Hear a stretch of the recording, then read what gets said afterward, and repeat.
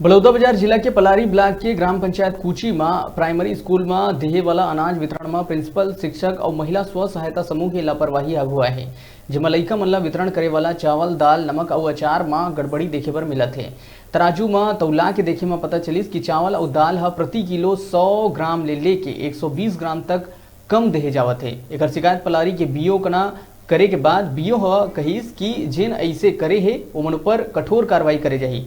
अगर कोई आगू ऐसा करही तो सीधा स्कूल के प्रिंसिपल के ऊपर कड़ा से कड़ा कार्रवाई करे जाही।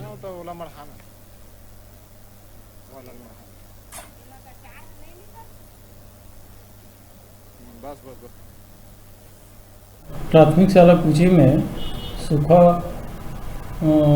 खाद्यान्न वितरण की जानकारी आपके द्वारा भी पता चली है। प्रधान पाठक से चर्चा कर उचित कार्रवाई किया जाएगा।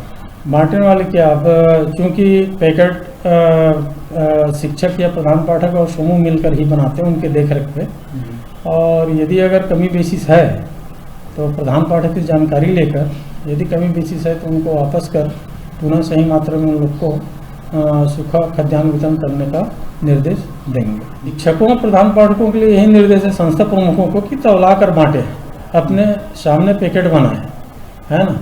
और इसके बावजूद भी अगर गलती होता है तो संबंधित संस्था प्रमुख के विरुद्ध नियमानुसार कार्रवाई किया जाएगा।